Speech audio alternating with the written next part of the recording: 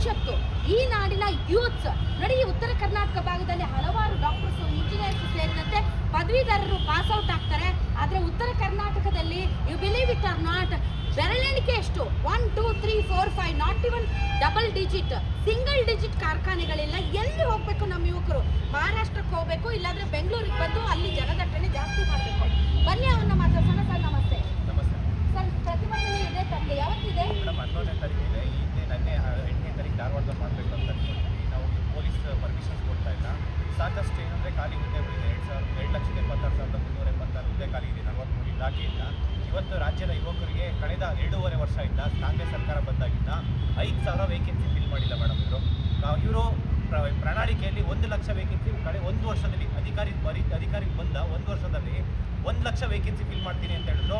ಇಲ್ಲಿವರೆಗೂ 5,000 vacancy fill ಮಾಡಿಲ್ಲ. ಇಲ್ಲಿ ವಿದ್ಯಾರ್ಥಿಗಳು ವಯೋಮಿತಿ ಹೋಗ್ತಾ ಇದೆ. ಎಲ್ಲರ ವಿದ್ಯಾರ್ಥಿಗಳ ಮೇಡಮ್ ಇಲ್ಲಿ ಸೆಷನ್ ಒಳಗಡೆ ನಾವು ಹೋರಾಟ ಮಾಡುತ್ತೀವಿ ಅಂತಂದ್ರೆ ಇಲ್ಲಿ 4 ಸ್ಟೇಟ್ ಇಂಟೆಲಿಜೆನ್ಸ್ ಇದೆ ಅಂತೆ. 4 ಲಕ್ಷ ಜನ ವಿದ್ಯಾರ್ಥಿಗಳು ಬಂದು ಪ್ರೊಟೆಸ್ಟ್ ಮಾಡ್ತಾರೆ. ನೀವು ಪ್ರೊಟೆಸ್ಟ್ ಪರ್ಮಿಷನ್ ಕೊಡಲ್ಲ ಅಂತ ಹೇಳ್ತಿದ್ದಾರೆ. ನಿರುದ್ಯೋಗ ಸಮಸ್ಯೆ ಇದೆ. ಇಲ್ಲಿ ಸೆಷನ್ ಒಳಗಡೆ ಇದು ಸುವರ್ಣಸೌಧದಲ್ಲಿ ಸೆಷನ್ ನಡೆಸ್ತಾ ಇದ್ದಾರೆ ಮೇಡಮ್. ಇದು ನಿಜವಾಗ್ಲೂ ನಮ್ಮ ಜನಸಾಮಾನ್ಯರಿಗೆ ವಿದ್ಯಾರ್ಥಿಗಳ ಪರವಾಗಿ ಏನು ಚರ್ಚೆ ನಡೀತಾ ಇಲ್ಲ. ಇದೊಂಥರ ಏನಂದ್ರೆ ಹನಿಮೂನ್ ಸೆಷನ್ ಮೇಡಮ್. ಇದು ಹನಿಮೂನ್ ಅಧಿವೇಶನ ಅಂತಾನೆ ಹೇಳ್ಬೋದು. ಇಲ್ಲಿ ಯಾವುದೇ ಕಾರಣಕ್ಕೂ ವಿದ್ಯಾರ್ಥಿಗಳು ಕಷ್ಟ ಕೇಳ್ತಾ ಇಲ್ಲ ಅಂತಂದ್ರೆ ರಾಜ್ಯ ಸರ್ಕಾರ ಇದ್ದು ಏನು ಪ್ರಯೋಜನ ಹೇಳಿ?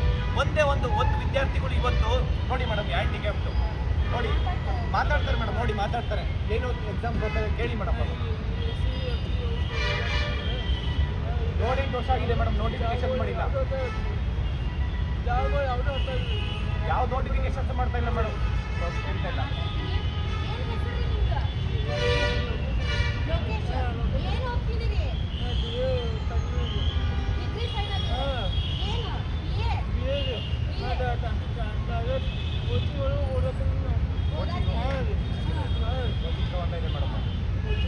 ಒಂದೇ ಒಂದು ನೋಟಿಫಿಕೇಶನ್ ಮೇಡಮ್. ಇನ್ನೊಂದು ವಿಚಾರ ಏನು ಮೇಡಮ್,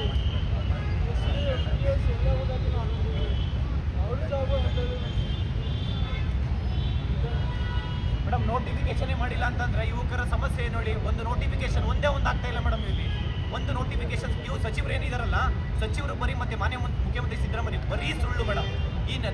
ಈಗ ಕಲ್ಯಾಣ ಕರ್ನಾಟಕ ಹೋಗ್ತಾರೆ, ಅಲ್ಲೊಂದು ಸುಳ್ಳು ಹೇಳ್ತಾರೆ.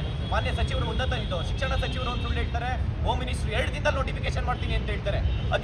ಏಜ್ ರಿಲ್ಯಾಕ್ಸೇಷನ್ ಮಾಡಿ ಅಂತ ಹೇಳ್ಬಿಟ್ಟು ಮಾನ್ಯ ಮುಖ್ಯಮಂತ್ರಿ ಆಪೋಸಿಷನ್ ಲೀಡರ್ ಇರ್ಬೇಕಾದ್ರೆ ಇದು ಪೊಲೀಸ್ ಕಾನ್ಸ್ಟೇಬಲ್ ಹುದ್ದೆದು 33 ವರ್ಷ SC ST ಮತ್ತೆ ಜನರಲ್ ಮೆರಿಟ್ 30 ವರ್ಷ ಕಾಯ ಮಾಡ್ತೀನಿ ಅಂತ ಹೇಳಿದ್ರು.